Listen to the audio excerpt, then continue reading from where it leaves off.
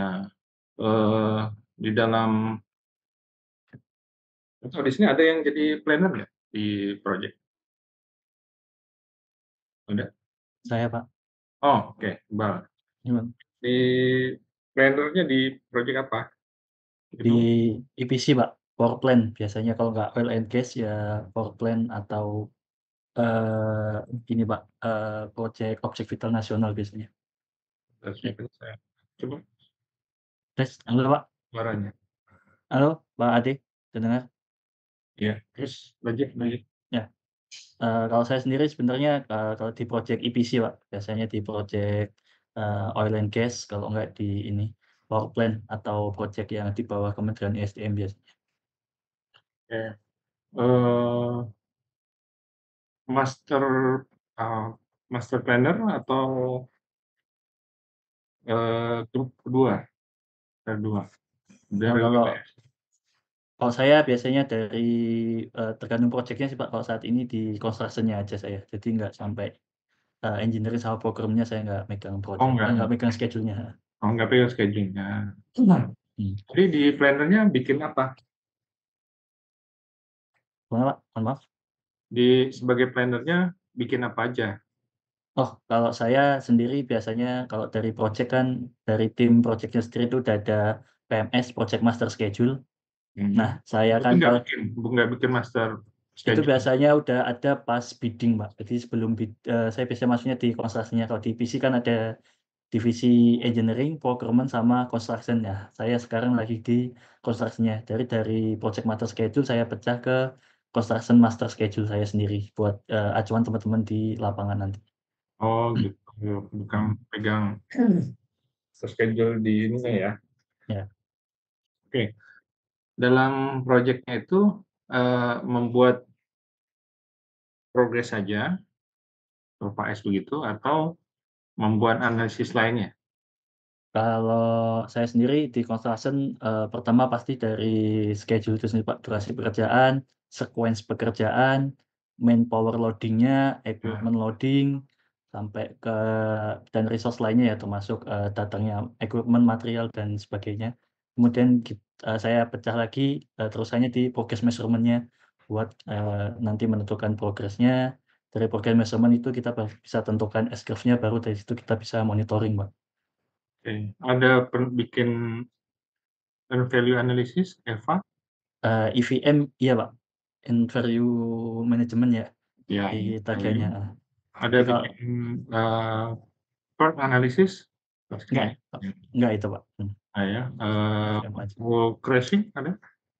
Tracing paling saya cuma di critical path analisisnya aja, Pak. Oh, enggak juga ya? Mhm. Oke. Nah, nanti kita tuh belajar itu. Nah, bagi rekan-rekan lain ya, mungkin bagi kan mungkin agak tergambar sedikit apa yang harus kita kerjakan nanti, maksudnya yang gambaran ya. Nanti kita sampaikan sedikit teorinya dan kemudian nanti aplikasinya ya, gitu kan. Eee, Nanti kita tuh mencoba membuat beberapa apa, eee, contoh-contoh lah gitu ya, latihan-latihan begitu, dan tentunya nanti ada tugas juga untuk tugas project itu yang menerapkan apa yang udah di teori yang kita pelajari gitu. Nah, kita nanti akan mencoba buat, pertama, masalah bagaimana menentukan critical path-nya gitu kan. Ini rata-rata dari D3 ya atau SMA? 3 kan ya? Ini yang SMA juga? Maksudnya biar saya lagi memahami, kalau saya bilang critical path mungkin Iqbal langsung paham ya, Iqbal ya? Yang mana gitu, tapi, karena ini berbeda-beda jadi saya harus lihat dulu nih background-nya nih, jadi biar saya bahasanya bisa mudah dipahami gitu ya. Eee, Background-nya rata-rata D3 kan ya? Atau dari SMA? D3, Pak. Iya, ada 3, Pak. D3 ya? Nah, D3 pasti ada belajar terkait, eee, lintasan kritis kan ya? Critical path ya? Critical path method. Udah belajar belum ini sebelumnya? Belum juga ya? Sudah, Pak. Sudah kan ya? Nah, jadi lebih mudah saya jelasin gitu. Nah, nanti kita akan coba buat Salah satunya penerapan critical path dengan menggunakan error diagram method sama precedent diagram method atau ADM gitu bahasanya, ADM sama PDM gitu ya. Kita dengan manual, walaupun nanti sebetulnya di project aplikasinya banyak lah, software gitu ya, kayak Primavera dan Microsoft Project begitu ya, dan Excel juga bisa gitu ya. Tapi kita untuk tahap di kelas ini kita akan coba dengan manual. Ujian juga sama kita bikin manual, itu tulisan tangan. Jadi ujian tertulisnya nanti tulis tangan nanti di foto atau di scan gitu ya, seperti itu. Jadi nggak dalam aplikasi software. Jadi sama seperti struktur, struktur juga kalau kita hitung menggunakan misalnya sub gitu ya, atau etaps gitu ya, itu kan bisa diklik masukin angka juga keluar angka kan. Nah, tapi pas ujiannya kan ngitung secara manual kan gitu, momen, bintang dan segala macam. Nah, kurang lebihnya sama. Jadi kita coba hitungan manual gitu. Semua yang teori-teori yang akan kita sampaikan gitu. Walaupun pada dasarnya nanti aplikasinya nanti kita bisa gunakan itu tadi Microsoft Project, Excel ataupun Primavera gitu ya. Kayak gitu. Nah, apa di dalam planning and scheduling juga kalau di pelajaran MK gitu, kalau di D3 ataupun di kampus lain mungkin tuh dijadiin satu dalam mata kuliah MK. Gitu. Nah, kalau di kampus kita sebetulnya kita pisah mata kuliah planning and scheduling itu tersendiri karena pada dasarnya memang kalau di proyek itu divisinya juga tersendiri gitu kan si planner gitu ya. Jadi, mereka fokus di bagian perencanaan dan penjadwalan seperti itu. Jadi kita coba menajamkan lagi terkait planning and scheduling mata kuliah ini gitu ya. Dan memang planning and scheduling ini ternyata di proyek juga sangat penting ya, karena di proyek juga kalau Iqbal tadi kan bikin perencanaan di ininya, bagi seorang engineer memantau monitoring project progress berdasarkan dari aktual yang terjadi di lingkungan kan gitu. Tapi bagi pihak perusahaan juga itu menjadi pertimbangan untuk mengatur target termin pembayaran atau cash flow gitu ya. Iqbal nggak ditanyain, "Udah progres berapa nih?" Kan gitu tuh. "Udah capek nggak?" Kan gitu ya. Karena kita mengejar target termin kan ya, Bang, ya? Ya, jadi kita nggak tahu kalau di Iqbal, kan kalau kecuali proyeknya turnkey project ya? Kebanyakan bukan ya, progres ya? Di saya milestone, Pak, per milestone, capaian milestone, bukan di Ya, Mas. persentase, heeh. Oh, personal milestone. Sama aja, berarti kan untuk ngukur itu kan. Jadi terminnya berdasarkan itu, gitu. Nah, jadi pentingnya plan scheduling juga buat perusahaan itu adalah itu tadi, dalam bahasa ininya, melakukan pekerjaan itu sudah di-approve dan itu menyatakan bahwa layak untuk mendapatkan pembayaran secara termin begitu. Sebetulnya itu penting sekali. Dan bagi pihak owner sendiri juga memantau kan terkait progres pekerjaan itu sudah berapa banyak gitu, berapa banyak progresnya gitu. Karena target owner itu berbeda-beda kan. Maksudnya mereka kadang misalnya contoh, oh saya mau bangun mall. Mall itu akan selesai bulan Ramadan misalnya, karena target penjualan. Bikin gedung, misal dulu tuh kerjaan saya tuh dulu bikin itu apa tuh yang Ramayana dulu, sekarang udah kurang. Dan Ramayana, jadi target pengajian sebelum Lebaran gitu ya. Ramadan tuh udah siap jualan kan gitu. Jadi mereka melihat pantau progres itu kan gitu. Karena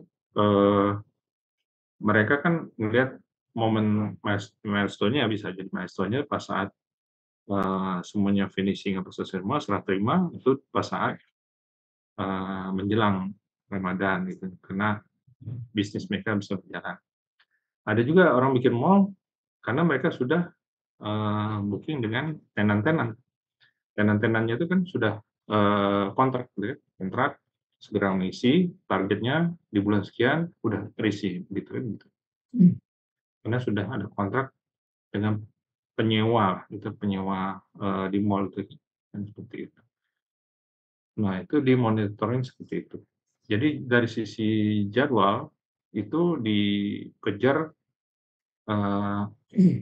pelaksanaannya untuk mencapai target bisnis dari proyek itu sendiri sebetulnya. Kalau di EPC, pabrikasi, dia operasional. Kayak kalau bikin tuh bikin untuk eksplorasi atau bikin apa, misal pabrik apa gitu ya, dia mengejar produksi. Target produksi dia. Target produksi sekian, karena mereka sudah kontrak juga untuk ekspor mungkin, untuk penjualan gitu ya. Seperti itu. Makanya misalnya kayak kemarin orang bikin proyek apa itu banyak nikel gitu kan. Maka mereka bikin bertahap kan, fase 1, fase 2, fase 3 dan seterusnya dan seterusnya. Karena mengejar target produksi seperti itu. Nah, itulah pentingnya kita mungkin planning scheduling. Selain itu memang kalau kita lihat lagi ya dari sisi cost kan gitu ya. Cost itu hampir semua ya, saya udah banyak juga buat kajian project di konstruksi itu kalau kalian ketik tuh nama saya tuh Ade Asmi gitu di Google Scholar gitu ya, itu muncul tuh banyak tuh tentang keterlambatan project. Jadi hampir semuanya tuh di Indonesia itu jarang project yang on schedule lah, jarang sekali. Dan kendalanya itu banyak gitu. Kalau rajin baca itu ada beberapa tulisan-tulisan saya juga yang kita hasil kajian yang sudah kita buat itu terkait keterlambatan proyek kan gitu ya. Dan itu problemnya bermacam-macam. Tahu nggak kira-kira yang paling tinggi perubahan keterlambatan karena apa? Coba kira-kira bisa nebak? Ada yang bisa nebak? Resource Pak biasanya Pak. Berapa? Oh, salah. Ya biaya. Biaya, oke masuk memang betul. Biaya masuk dalam top 10 sebetulnya. Paling tinggi di Indonesia bukan itu. Salah satunya itu memang. Ada lagi yang lebih tinggi dari itu. Oh,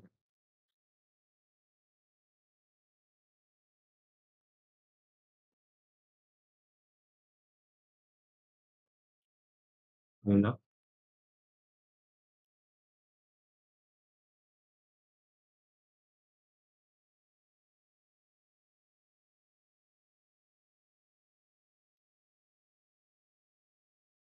Yang pernah pengalaman di proyeknya? Bencana alam masuk nggak Pak? Kenapa? Bencana alam mah. Bencana alam masuk, tapi force major itu belakang.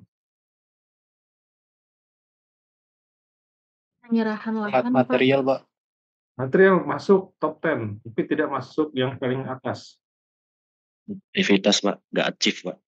Produktivitas ya masuk unskilled labor betul. Tapi tidak Perubahan lingkup Pak.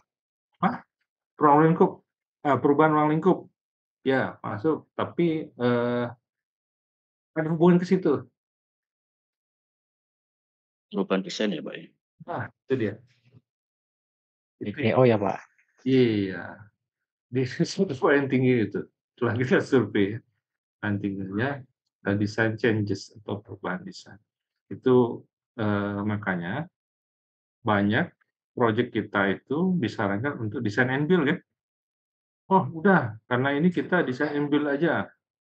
supaya tidak ada perubahan desain. Tapi perubahannya enggak juga, design and build. Perusahaan yang bisa design and build juga nggak banyak ya, kan gitu ya. Banyak kendalanya. Orang bikin design and build itu company-nya mesti betul-betul kuat kan. Maksudnya dari sisi untuk staff-nya, tenaga ahlinya, untuk koordinasi design and build. Dan kedua, untuk pembayaran design and build kan jadi paket yang besar gitu proyeknya. Kebanyakan kita di konstruksi yang desain-desain, yang konstruksi-konstruksi. Sehingga banyak perubahan desain itu menjadi faktor yang tinggi juga dalam proses pelaksanaan proyek gitu. Kalau suka baca ya nanti bisa googling juga. Ini saya udah bikin buku. Tapi ini kaitan dengan risiko proyek di Indonesia. Nah itu ada tuh. Mungkin ada berapa halaman lah. Gitu. Di googling juga ada. Tapi kalau mau baca, ntar saya kasih buku. Punya banyak. Di berapa halaman. Ya, Claire, ini tentang risiko proyek. Kita bicara keterlambatan karena schedule tadi, ujungnya nanti ada antisipasi mitigasi proyek. Saya belum bisa ngelihat nanti apa kita bisa sampai ke mitigasi atau tidak ya. Tapi kita nanti bicara dulu terkait keterlambatan proyeknya, kemudian nanti technical untuk perencanaan dan penjadwalannya seperti itu. Gitu ya. Nah, nanti nggak apa-apa ini nanti kita bikin grup aja. Ketua kelasnya siapa nanti kalau ini nanti saya bisa share juga bukunya gitu ya. Seperti itu. Terus untuk yang tinggi tadi yang saya sampaikan itu memang desain changes, perubahan desain ya. Keduanya termasuk cash flow. Cash flow itu keuangan ya. Itu paling ini juga tinggi juga gitu ya. Sehingga memang perencanaan penjadwalan itu di dalam EVA and value analisisnya nanti kita coba lihat kecukupan dana budget yang sudah ada gitu ya untuk kita prediksi apakah cukup atau tidak di akhir proyek dan value analysis gitu ya. Setelah kita bikin critical group-nya, lintasan kritis, kemudian dengan ADM, Arrow Diagram Method, sama President Diagram Method, 2, kemudian nanti kita bikin bar chart-nya, kemudian kita buat S-nya manual aja, standar gitu, kemudian kita kalau ada aktualnya, kita buat lagi berupa aktualnya, progresnya, kemudian nanti kita cek value analysis itu ya, untuk keterlambatannya sejauh berapa, kondisi project, apakah dia on schedule, behind schedule, atau ahead schedule gitu, atau dia lebih cepat gitu ya, bisa tiga-tiganya. Tapi jarang project di Indonesia itu yang cepat gitu ya. Kebanyakan sih memang terlambat gitu. Dan kasusnya macam-macam, banyak sekali gitu ya. Dan memang kalau kita lihat lagi, kan proyek itu sifatnya unik kan, dia berbeda-beda. Nah, kalau kita lihat di teorinya juga, di teori yaitu di project management, kalau kita lihat, misalnya kita lihat kesuksesan suatu project management gitu ya, ini paling tinggi tuh bilang technical skill, technical skill-nya memadai. Nomor 2, project management. Nah, project management ini masuknya adalah salah satunya masalah planning and scheduling juga di situ. Karena kalau kita kan project itu kan time, cost, and quality kan. Jadi waktunya kita terbatas, jadi kita mengatur jadwal dengan kesesuaian waktu yang diminta. Biaya juga sama kan, nggak nggak banyak juga, biaya terbatas. Jadi kita harus atur kan gitu ya, budgetnya. Secara teknis kita bisa buat begitu ya, ininya gitu ya. Di end value juga bisa kita hitung kan gitu ya. Dan lainnya itu mendukung kan, intinya seperti itulah ya. Jadi, kita nanti, melihat projeknya itu dari sisi, planning and scheduling dulu gitu, karena aspek lain mungkin kita abaikan dulu gitu, seperti itu ya. Nah ini, teorinya gitu ya, gitu ya. Tadi saya sudah sampaikan juga terkait buku resiko.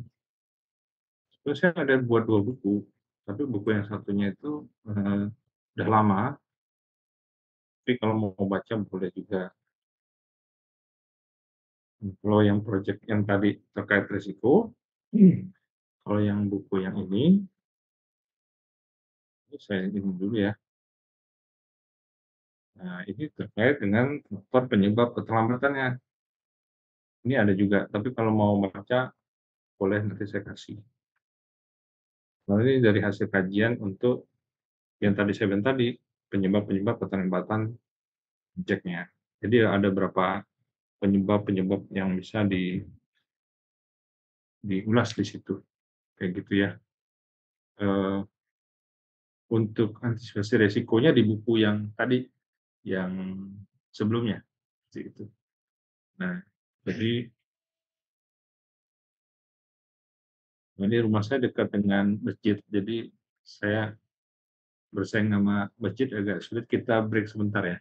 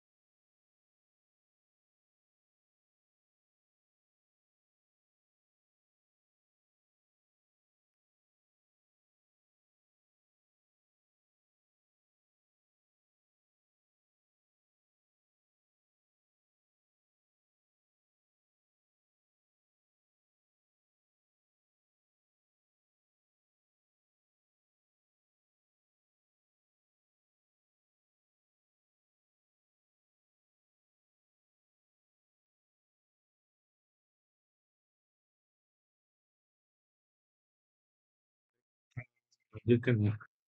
Itu apa, eee, boleh. Eee, terkait tadi karena kita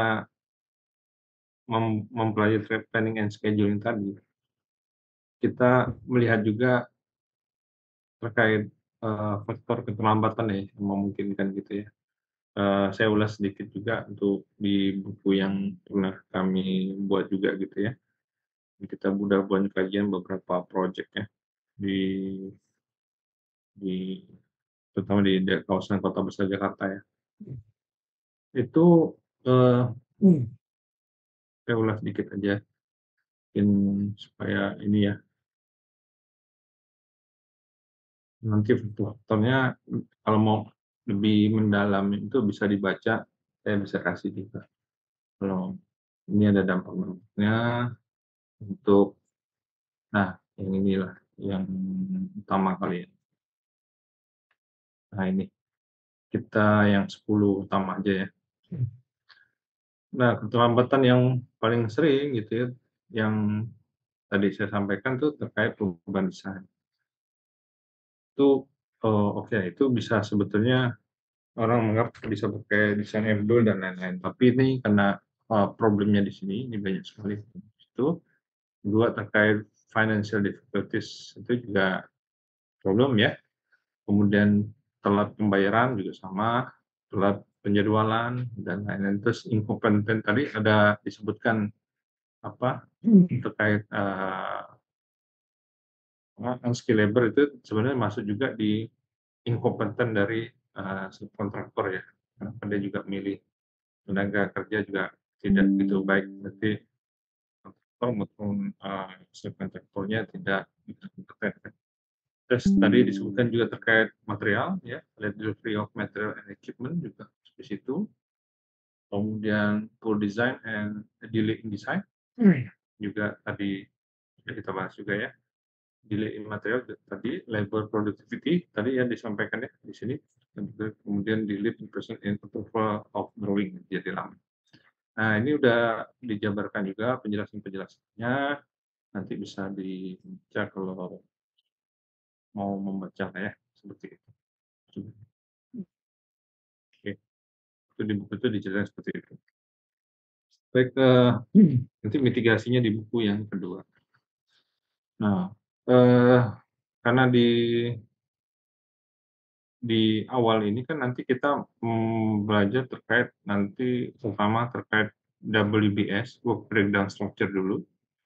Breakdown structure itu apa? Nanti mungkin di minggu depan, breakdown structure. Kemudian, kita akan bahas terkait, jadi ini saya anggap sama ya, mungkin Mas Iqbal udah biasa membuat ini, tapi nanti saya anggap semuanya sama gitu. Jadi kita bikin apa, WBS, kita bikin tadi area diagram method secara manual dan, presiden diagram method secara, manual, gitu. Di dalam project juga kan ada kegiatan-kegiatan yang, bisa pada dasarnya bisa bersamaan atau concurrent atau, start to start bahasanya ya. Ada bisa finish to start atau, selesai satu pekerjaan kemudian dilanjutkan ke pekerjaan lain gitu ya. Jadi nanti kita mengenal, apa itu aktivitas, successor. Successor itu aktivitas yang, setelahnya gitu ya, setelah kegiatan A menjadi nanti ada kegiatan B, itu namanya successor. Ada juga istilah yang disebut dengan predecessor. Predecessor itu kegiatan yang, sebelum gitu ya, misalnya ada kegiatan A, sebelumnya ada kegiatan B misalnya gitu ya. Jadi kegiatan B itu dimulai, eee, sebelum kegiatan A gitu misalnya gitu ya. Nah itu istilahnya namanya predecessor. Kalau kegiatan B itu setelah A, nah itu disebut dengan, successor gitu. Jadi kegiatan-kegiatan itu, nanti kita jabarkan dengan kondisi-kondisi kegiatan A, B, atau C tadi, kondisinya apa finish to start, kerjaan itu selesai kemudian selesai, atau dia start to start, atau seperti apa. Nah itu kita membuat seperti itu juga, gitu ya.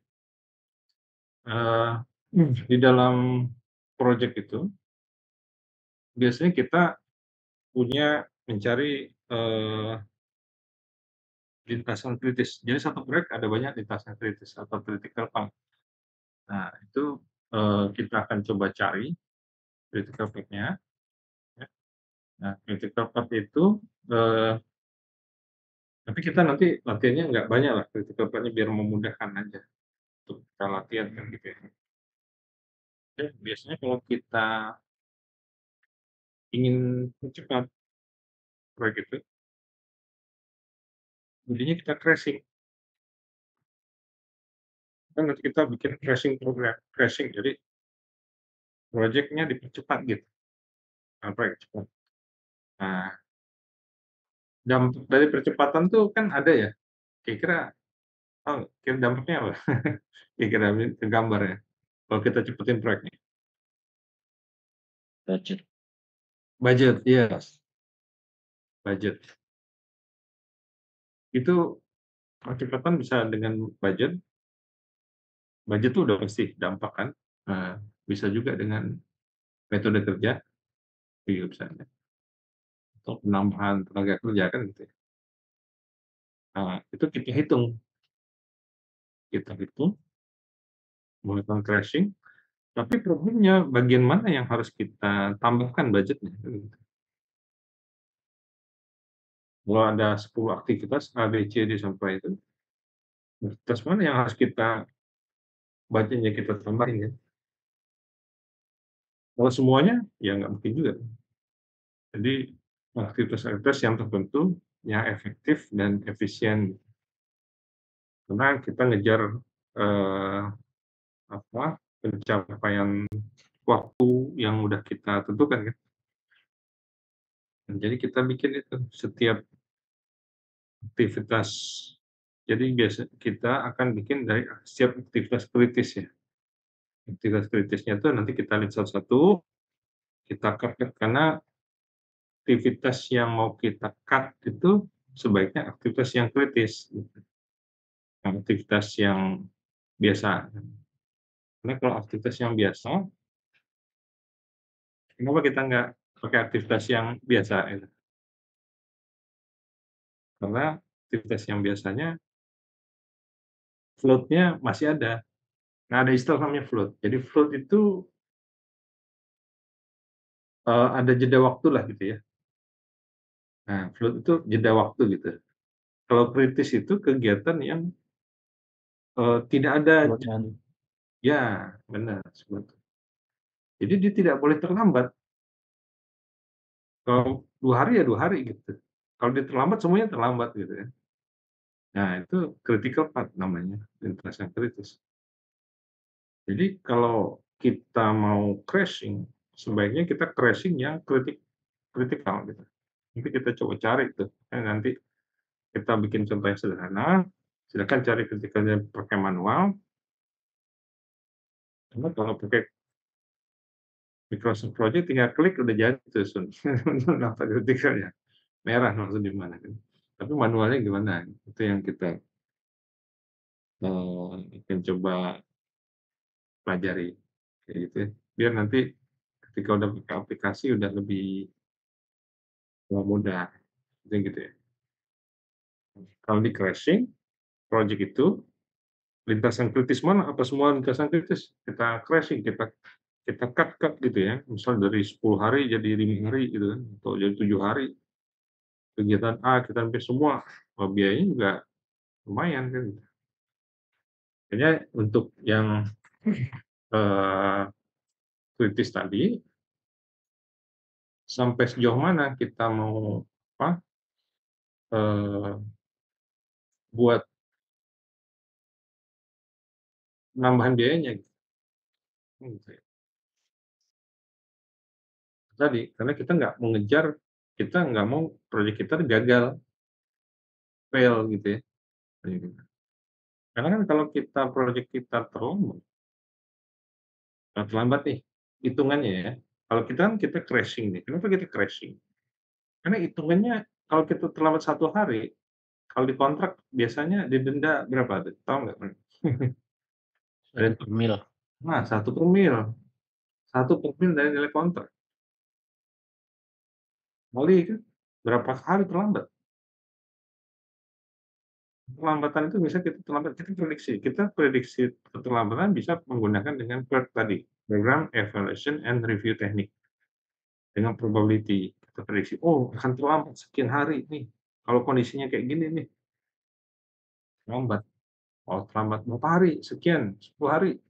10 hari kali nilai proyek 100 miliar, 1/1000 kan gitu. Nah, jadi dapatlah angka, kali berapa hari, 10 hari kan sekian. Budget itu lebih baik kita taruh di crashing. Kalau kita crashing, di-crash, proyek itu dipercepat, maksudnya dipercepat, jatuhnya dapat berapa nih biayanya? Lebih murah bayar denda atau kita crashing kan gitu. Ya kalau lebih murah crashing, ya crashing aja, lebih baik begitu. Daripada denda, tinggal nanti hitungan profit. Nah, profitnya berapa persen? Kalau kontraktor itu targetnya tahu nggak berapa persen?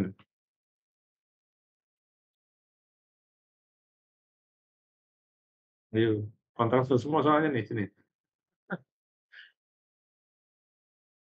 Berapa persen target? 9% ambil lah, Pak. 9% ya. Kalau kontraktor kecil 9%, kurang. Kepepetnya Pak itu, Pak.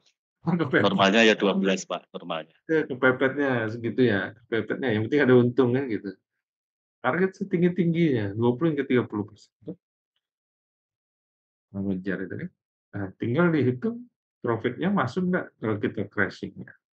Kalau kita crashing sekian, profitnya berkurang sekian. Kalau sisi top manajemen kan mikirnya begitu.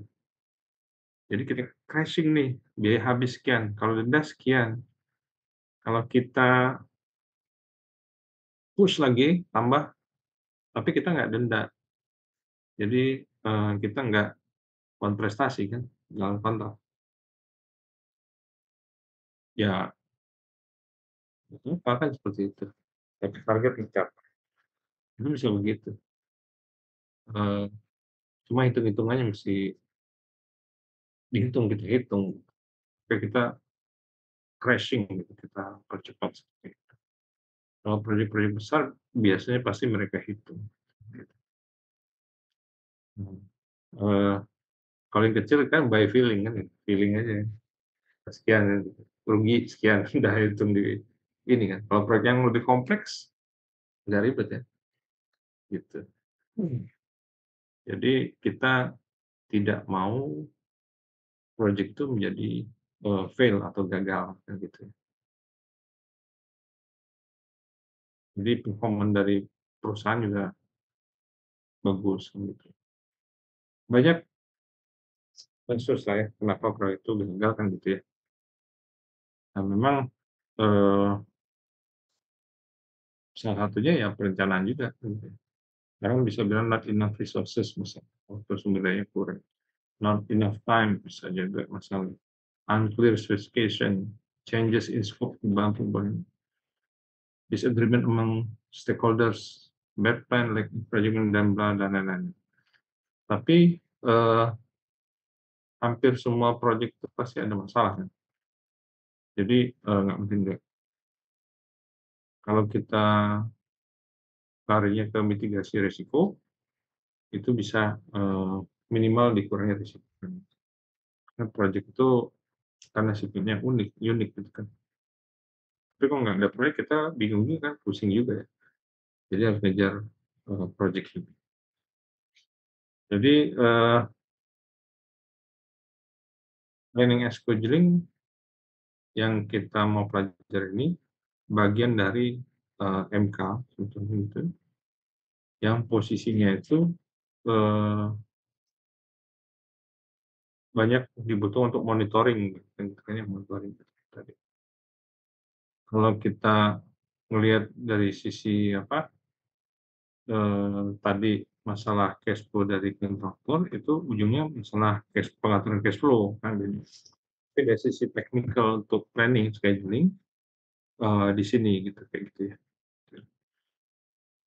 Kalau nanti kita, apa, teorinya kita pelajari sedikit, nanti kita banyak latihannya sebetulnya. Nanti mungkin nanti rekan-rekan mencoba coret-coret gitu ya nanti ya, bikin ini seperti apa, coret-coret aja, kayak gini. Jadi, kita banyak mungkin latihannya juga gitu. Karena terkait, ujiannya tadi yang saya sampaikan itu, manual gitu ya, apa, jawabannya, gitu.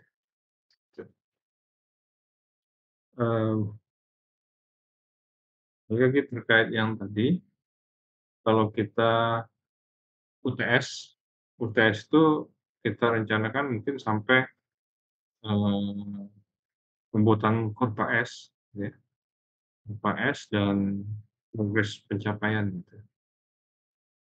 Jadi, kita bikin aerodiogram method, EDM, kemudian PDM, itu UTS-nya ya, kurang lebih gitu, kita bikin aerodiogram method, kemudian presiden diagram method, kemudian kita bikin bar chart, ya, bar chart-nya nanti dilihat apa, kritikalnya yang mana, bikin critical path-nya, kemudian kita bikin kurva S, dan kurva S, aktual, nanti ada progres. Untuk progres, nanti, bikin kurva S, kemudian nanti ditanya terkait, kondisi saat ini project posisinya sudah sampai di mana. Nah, begitu, kondisi UTS kita begitu. Gitu ya. Itu yang mau kita capai di sekitar 7 minggu ke depan. Ini udah lama ya, berarti 6 minggu ke depan. Gitu. Nah, kalau mahasiswa reguler, mungkin akan banyak latihannya di kelas kalau reguler karena dia di dalam kelas. Tapi kalau online mungkin saya kasih nggak terlalu banyak, saya kasih beberapa contoh-contoh gitu, kan coba-coba dulu seperti itu, kayak gitu. Nah, untuk tugas, nanti silakan dibuat grup, 4 orang gitu ya, satu grup. Ini jumlahnya ada berapa ya? Bentar saya cek dulu ya. Jumlahnya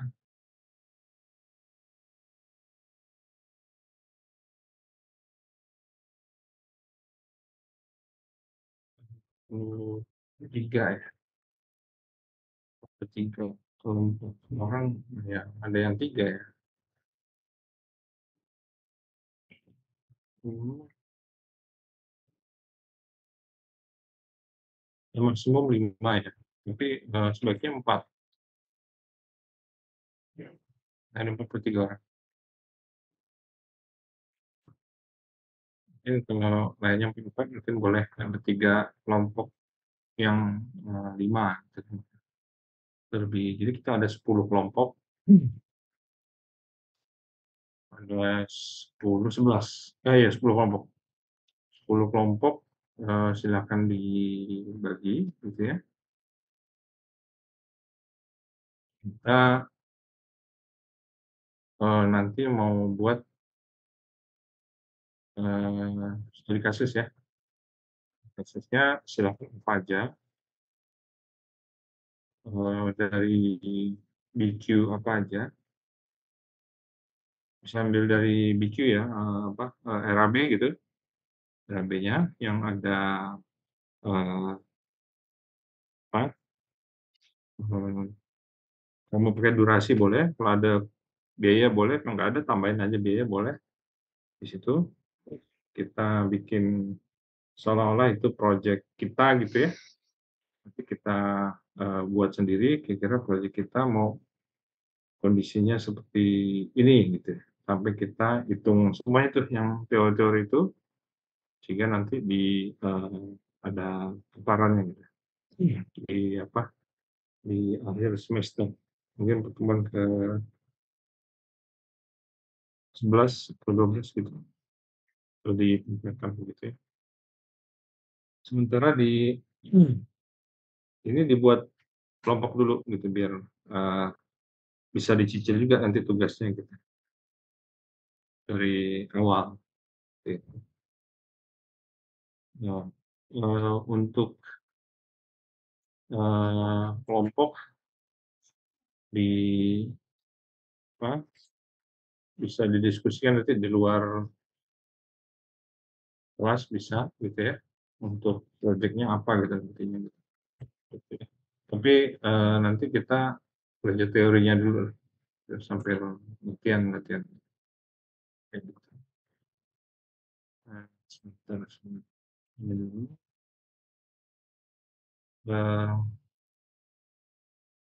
Iya, terus. Oh ya, kita akan coba buat leveling juga ya, leveling untuk resources ya, sumber daya. Tapi mungkin nggak detail, kita contohkan untuk yang tertentu aja, gitu, untuk sumber daya. Karena nanti bisa dijadikan juga kalau di studi kasusnya ya, boleh kalau mau dimasukkan juga. Oke.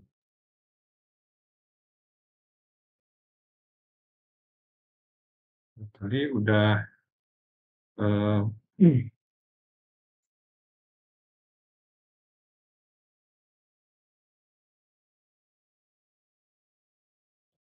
ini definisi project ya, definisi project udah pernah jelasin kayaknya sebelumnya. Kemudian apa itu project kayaknya nggak perlu lah ya. Project itu Unix dan dia bukan suatu rutinitas, dan dia ada sequence-nya juga ya, urutan-urutannya gitu ya. Dan consume resources itu pasti ya, karena terbatas tadi. Biaya, waktu itu yang mesti kita manage tadi ini sudah. Kemudian ini golden rules of resources ini ya salah satunya itu realistic plan itu termasuk ya.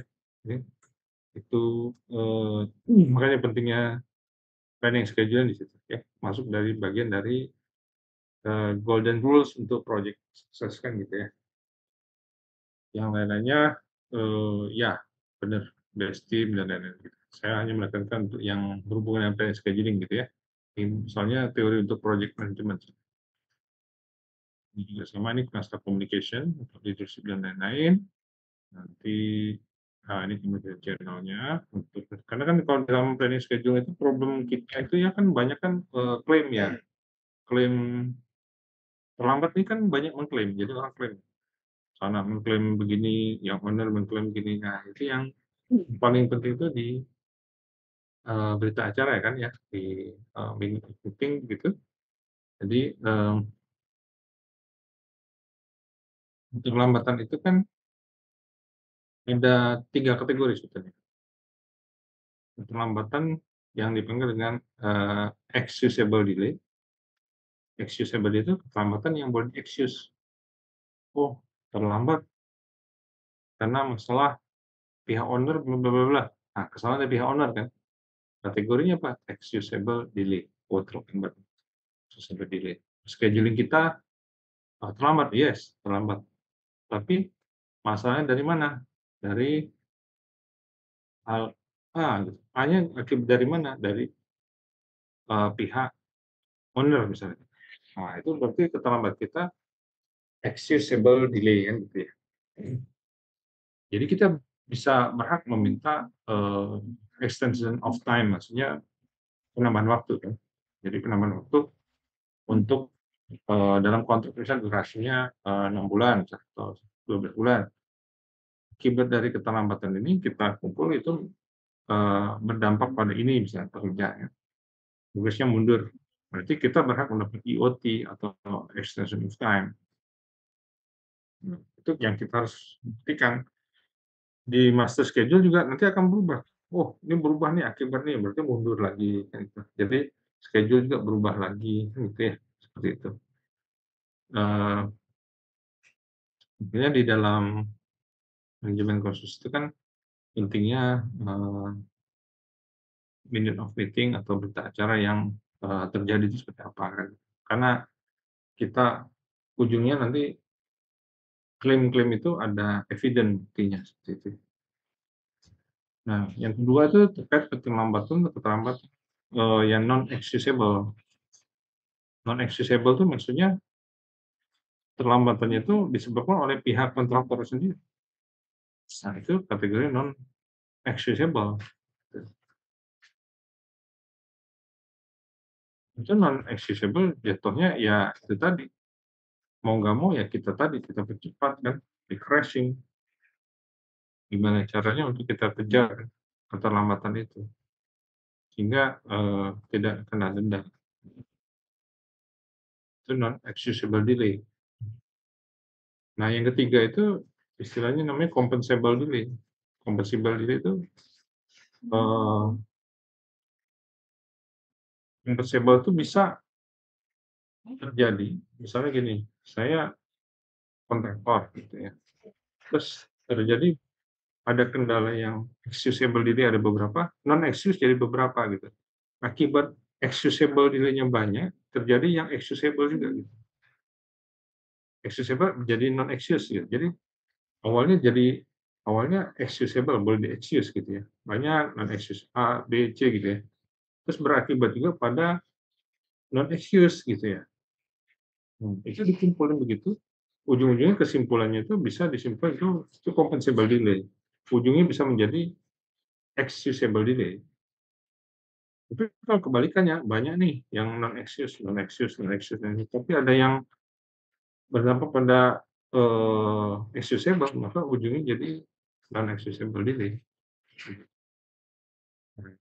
Masalah communication channel ini ya itu tadi. Jadi, pentingnya kita untuk,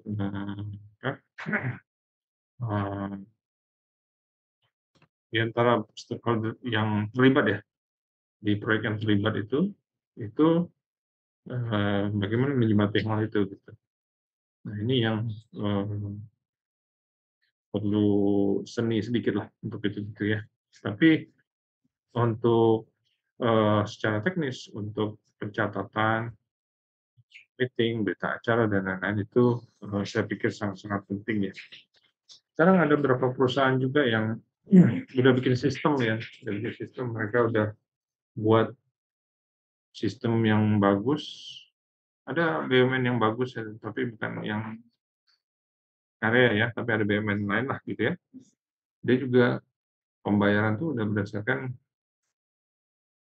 ketika serah terima selesai apa maka pembayarannya. Jadi ada juga yang project di salah satu perusahaan ya, dia nggak bikin, apa, kontrak itu tidak gitu ya, dia modelnya ada model project dia kasih work order gitu ya, gitu ya. Order dia kerjakan, nah itu belum belum dibayar ya, work order-nya nanti begitu ada perubahan addendum, nah kebanyakan project itu banyak addendum atau change order ya, banyak change order-nya gitu ya, perubahan, kerja tambah atau sana gitu. Nah itu masuk dalam berita acara, oh kerja tambah 1, 2, 3 dan segala.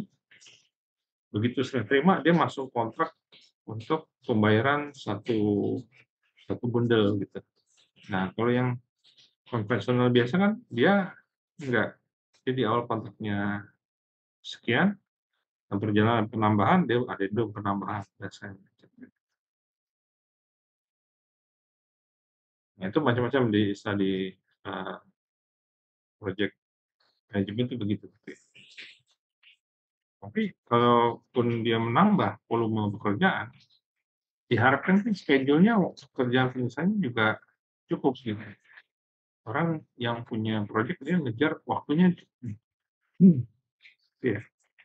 Sementara kalau di pemerintahan, misalnya untuk kerja tambah, kok ada penambahan kerja tambah, itu ya itu enggak volume kerja. Kerja tambah itu juga nggak boleh banyak-banyak kalau di proyek pemerintah. Ada yang tahu nggak berapa persen maksimum? 10%, Pak. Nah, 10%, nggak boleh banyak-banyak. Tadi hitung 10%, berarti kan volume penambahan maksimum 10%. Jadi masuk dalam penjadwalan yang dikejar dalam durasi proyek yang udah ditentukan, ya kan? Nambah tuh pekerjaan. Jadi bagaimana si planner menambah volume kerja itu, tapi kan ada adendum penambahan, tambah dong budget rupiahnya, ya kan? Tapi durasi pekerjaan nggak boleh mundur, kan gitu. Nah ini yang juga jadi satu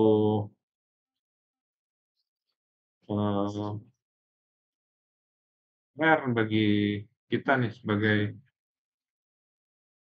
engineer nih, buat apa? Bagaimana kita ngatur schedule-nya kan gitu ya. Kayak gitu ya. Nah ini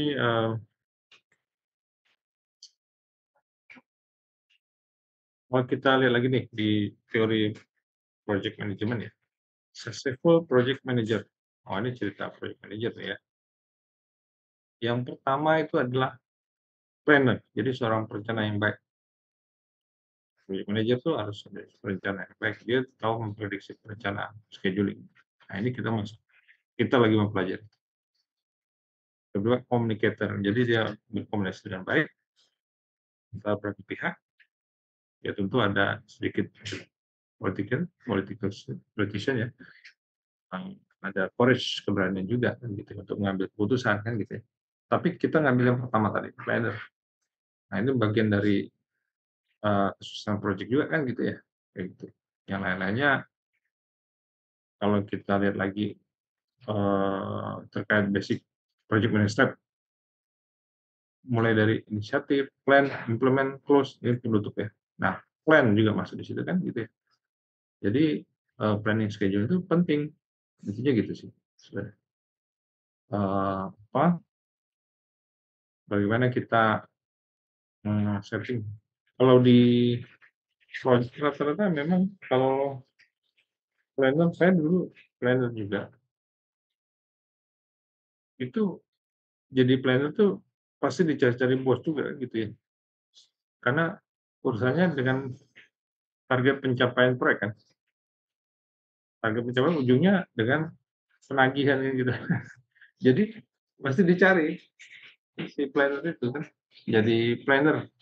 Oh iya, kalau planner ya si manajemen kan cari kita kan gitu. Karena berkaitan itu tadi pembayaran kan. Target pencapaian untuk kontraktor ya dibayar. Kalau owner posisinya dia mengeluarkan dana kan. Seperti itu. Jadi kita buat plan itu kan. Bagaimana buat rencananya ya kita harus tahu skop kerja kita seperti bagaimana, ya. Skop kerjanya apa aja. Jangan sampai nanti nggak ada yang masuk dalam kerja, jadi kita nggak rencanakan, nggak ada waktu yang kita buat juga. Gitu. Jadi skop kerjanya apa saja. Kalau di project kan ada BBS-nya, work breakdown structure-nya apa aja. Misalnya persiapan, land clearing, dan lain-lain kan gitu ya. Kalau di konsultan juga ada. Kalau konsultan kan ada berdasarkan misalnya kerangka acuan kerja, kerangka KAK gitu ya, KAK-nya apa, mungkin utama apa, terus survei dan lain-lain. Itu kalau di konsultan gitu ya. Terus identify task-nya apa yang harus dikerjakan. Terus sequence-nya mana yang duluan, sequence task-nya kan A dulu, B dulu, atau C dulu kan gitu. Kemudian termasuk durasi, berapa lama durasi pekerjaan. Durasi pekerjaan itu pakai unitnya apa, minggu, hari, bulan, dan sebagainya. Define resource need-nya, berapa banyak orang yang diperlukan. Kita prepare rencananya, dan kemudian kita present untuk approval kan. Present approval tuh oke, setuju, kita jalan seperti itu. Jadi kita buat definisi begitu, gitu ya. Nanti di project juga silahkan dibuat ya, project kalian apa, rencanakan tadi, skopnya apa, mau bikin apa,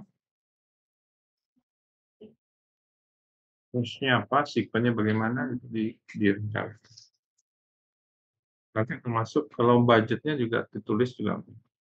Kita nggak ngitung budget, karena estimasi itu nanti kita pelajari di estimasi rekayasa proyek. Jadi kita sekarang schedule-nya aja dulu. Jadi semua udah ada budget di situ. Kalau pelajaran berikutnya ada estimasi rekayasa proyek, ya mungkin insya Allah di semester depan. Nah, itu kita menentukan budget, hitung. Kalau bahasa di kan kita bikin RAB. Jadi kalau ini kita langsung aja udah muncul angka. Kita udah jadi total project berapa, kita karena kita nanti mau buat itu jadi case study kita. Gitu. Oke, nanti kita coba simulasikan dengan latihan itu. Nanti seperti apa untuk kontrol project. Gitu. Bisa nanti bikin sendiri aja progresnya sekian persen. Nah, jadi ada A, B, C, D. A udah sekian persen, B sekian persen. Aktualnya ya. Jadi kan rencana kan ada dua. Jadi kurva S rencana, kurva rencana, adalah kurva yang aktual. Itu nanti kita bikin juga. Yang aktual itu nanti berdasarkan persentase yang kalian tentukan sendiri. Gitu. Kalau di project beneran kan kita harus ngecek dulu pekerjaan yang udah selesai kan gitu ya. Udah selesai. Berapa banyak kan gitu. Jadi engineer ngecek sekian persen. Kan kita masukkan dalam rencana kita 30% misalkan gitu ya. Gitu. Berdasarkan hasil pengecekan lapangan ya gitu. Kerjaan kolom misalnya. Fondasi dari pekerjaan fondasi ada beberapa item. Ada galian udah galian udah selesai berarti 100%. Terus pekerjaan apa lagi? Bocoran apa ujung-ujungnya jadi misalnya 30%. Jadi itu nanti langsung di input progresnya sendiri. Itu seolah-olah itu memang ada kerjanya. Nanti kita lihat project-nya tuh on schedule atau enggak, nanti definisikan sendiri. Nanti ya di case study-nya. Nanti kita kurang lebih kalau proses project itu kurang lebih seperti ini, gitu ya, mulai dari inisiasi, rencana sampai pelaksanaan ya, proses construction, kemudian handover nanti itu serah terima, closing gitu ya, untuk apa handover project selesai kan gitu ya. Jadi kita jadikan di apa kalau di project itu ada istilah yang dipanggil dengan dependencies. Dependencies itu ketergantungan. Jadi kalau di proyek itu ada kegiatan A dan kegiatan B misalnya. Nah, antara kegiatan A dan kegiatan B itu berketergantungan, makanya namanya dependencies gitu ya. Nah, itu yang saya bilang sebelumnya, ada yang sebelum pekerjaan A atau setelah pekerjaan A, B kalau setelah pekerjaan A jadi successor pekerjaan A. Kalau B sebelum A berarti dia predecessor pekerjaan gitu. Nah, kita sebut dia dependencies gitu ya. Jadi kita definisikan yang mana pekerjaan yang defining the dependencies between us. Jadi ketergantungan antara kegiatan itu yang mana saja. Makanya nanti kita bikin kayak gini, WBS, Work Breakdown Structure. Nanti minggu depan nanti mungkin saya jelaskan lagi, karena ini baru intro-intro aja ya, sampai nanti kita mau bikin apa, seperti apa, dan nanti ada gambaran, nanti ada teorinya juga sedikit, misalnya kita harus bikin seperti ini, gitu ya, dan nanti tujuannya kemana, begitu. Nah, kita bisa panggil di WBS atau WBS, Work Breakdown Structure. Lainnya intinya itu ada pembagian dari induk suatu pekerjaan, nanti ada pembagian di bawah-bawahnya seperti itu. Kurang lebihnya seperti itu, ya. Minggu depan kita diskusikan lebih lanjut. Kemudian nanti sebetulnya dari proyek ada WBS itu ada hierarkinya kan, hierarki pekerjaan tadi, ya, pekerjaan besarnya proyek itu sendiri, kemudian pembagian proyek kegiatan A, dan misalnya ini lead clearing, ini pekerjaan struktur bawah, gitu ya, ada pekerjaan struktur atas, pekerjaan struktur bawah, struktur atas, kemudian pekerjaan arsitektural, mechanical electrical, plumbing, kemudian finishing, kan begitu ya. Nah, seperti itu. Nah, di bawah pekerjaan besar-besar itu ada pekerjaan kecil-kecilnya. Jadi A1, A2, dan seterusnya, dan seterusnya. Nah, ini kan tugasnya memudahkan kita memonitoring ya. Pekerjaan A21%, A22%, nanti ke atas, dan terus, dan ke atasnya. Nanti kita bisa mengukurnya di minggu depan, ada teorinya itu namanya 100% rule, nanti mungkin minggu depan saya jelaskan. Jadi, hierarki dari WBS itu harus kita lakukan supaya monitoring pekerjaan kita mudah, karena totalnya mesti 100% gitu ya. Lebihnya begitu. Nanti kita akan coba buat bar chart atau Gantt chart. Istilah sebutan Gantt chart itu memang istilah yang menyedosikan itu. Kalau kita tahunya jadi bar chart. Dan dalam bentuk minggu, hari, bulan, dan seterusnya. Kalau nanti part nanti kita bikin ya, ini seperti apa, vertical part kita bikin gitu ya. Kalau program evaluation and review teknik ini nanti kita memprediksi lebih tepatnya ya. Jadi prediksi itu ininya forecasting. Jadi forecasting itu memprediksi perselesaiannya proyek itu berapa. Oh, kalau kita yakin 95% atau 90% selesai di hari kesekian, kita bisa prediksi probabilitasnya berapa. Berarti 10%-nya error gitu. Nah, itu proyek-proyek itu penting, itu bisa proyek strategis ya. Misalnya kita bikin kayak MRT misalnya. Terus kayak resminya nanti di 17 Agustus. Nah, pas waktu 17 Agustus tuh capai nggak? Persen ketercapaian confident-nya. Misalnya 90% confident nih, 10% error. Atau kita kecil lagi 95% confident selesai. Nah, berarti kita hitung nih analisis kita ini. Karena kan mengejar resmian misalnya. Kayak gitu contoh. Tapi analisis itu kan kita, kalau kita ngitung tepat, itu kan kita ngitung pakai durasi normal. Durasi normal yang biasa. Oh, pekerjaan A 2 hari, B 3 hari, C 3 hari, bla bla bla gitu ya. Tapi kalau per itu nanti kita bikin durasinya ada 3 waktu. 3 waktu ini gini, kenapa? Karena program evaluation and review teknik itu berdasarkan probability. Probability itu kemungkinan-kemungkinan, atau bahasa dulu kita belajar tentang peluang, kan gitu ya. Nah, probability itu yang kita jadikan di statistiknya kemungkinan bisa selesai dalam 95% confident atau 90% confident, 5% error atau 10% error, kan begitu. Nah, waktunya kita bikin 3.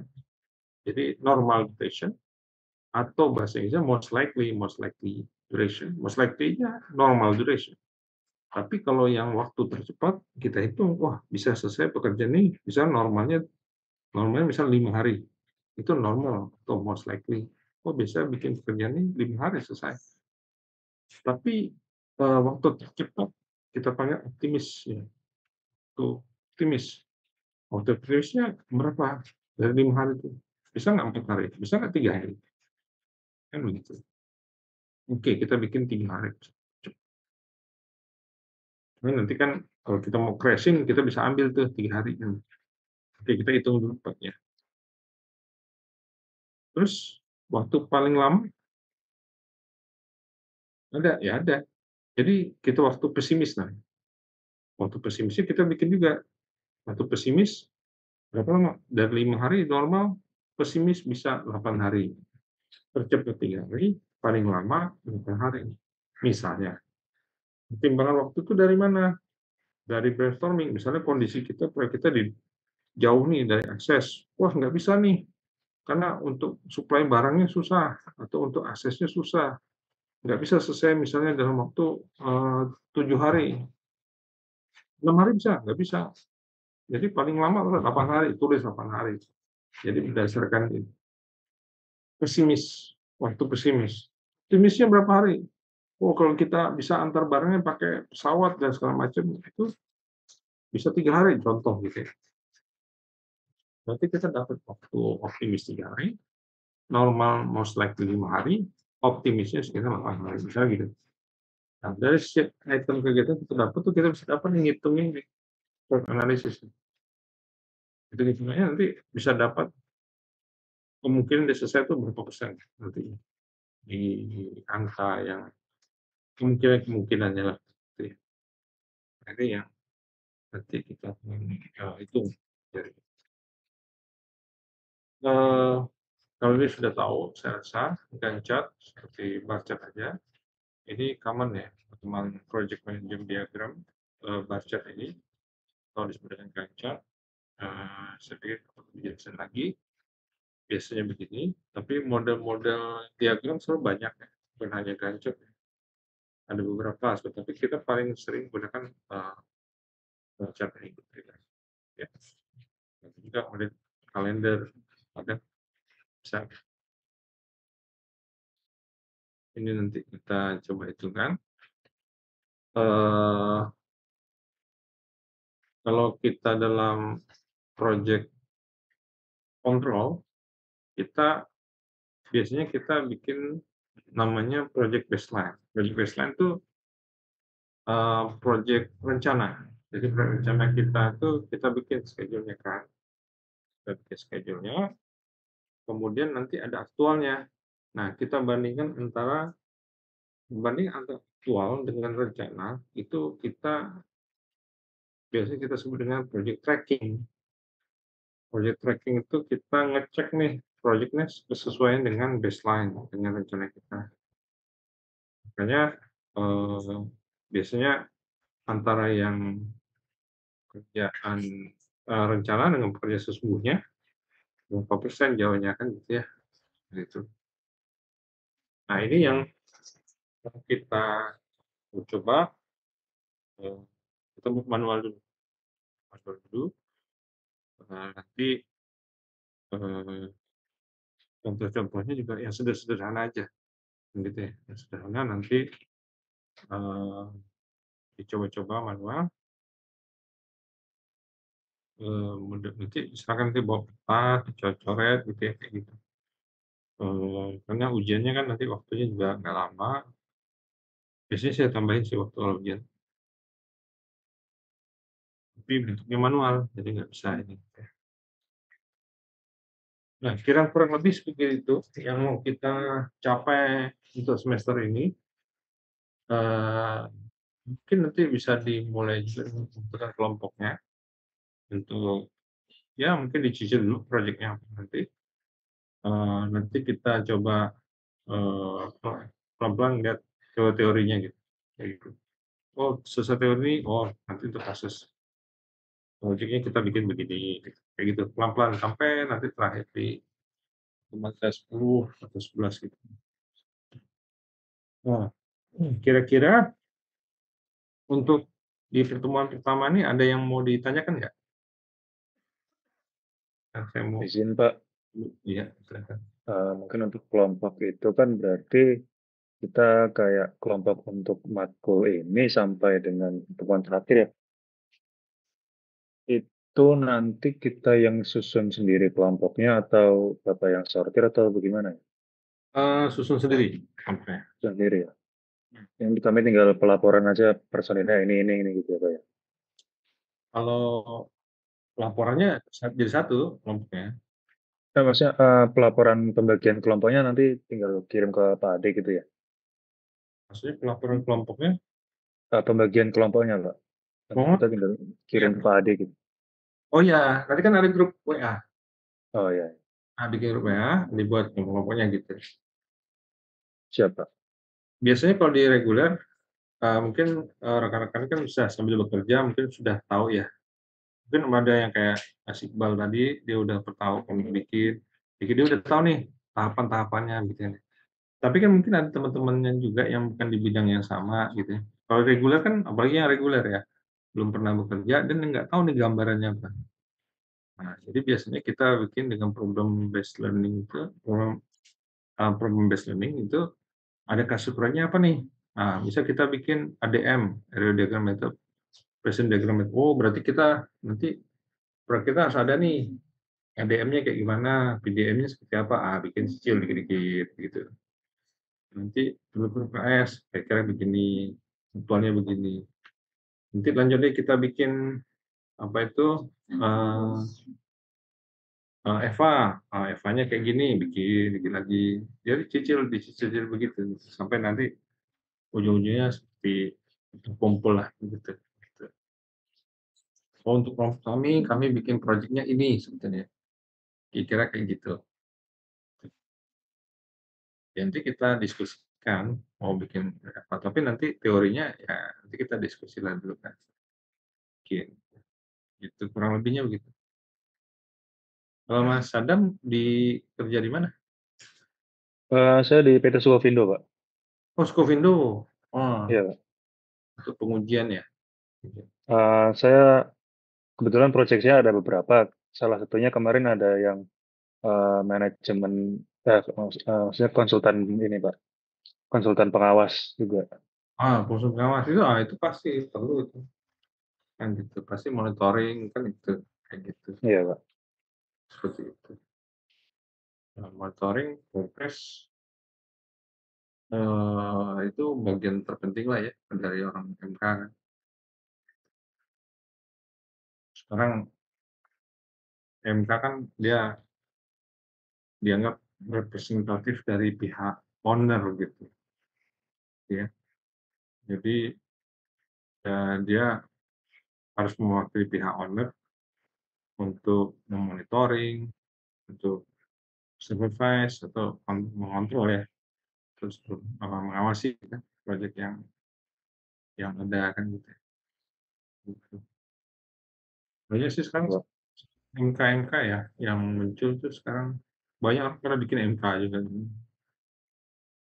dulu kan proses gitu kan, terus banyak lah ya MK yang di konsultan MK yang cuma kalau konsultan nih dia harus berkunjung ke proyek gitu. Day to day-nya masih dimonitoring juga. Kira-kira ada lagi yang mau ditanyakan untuk pertemuan hari ini ya?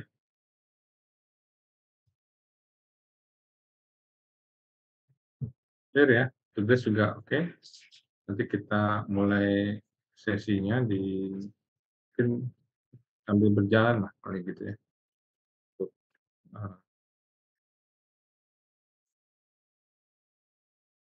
ada yang tanya? Baik, kalau nggak ada yang tanya, mungkin kita itu absensi sambil ini. Banyak juga ya, 43. Andi Indriarto ada ya? Hadir Pak. Sadi kerja di mana? Sambil kenalan ya. Saya di kontraktor Pak. Oh, kontraktor apa? Kontraktor, general kontraktor sih di NKE, Pak. Oh, NKE. Iya, NKE itu apa ya? dulunya DGI, Pak, Duta Geraha Indo. Oh iya ya. Oh iya. Sebagai apa, Mas?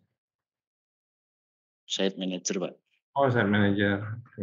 Sip. Terima kasih Mas Adi. Baik, Pak. Akbar Syahputra, Hadir, Pak. jadi Mas Akbar kerja di mana? Saat ini sebagai kontraktor, Pak. Kontraktor di mana? Saya asal Bekasi, Pak. Ada proyek di Kalimantan Tengah, Pak. Oke, saya tahu. Oh, oke. Jauh juga ya. Oke, Ya. lanjut.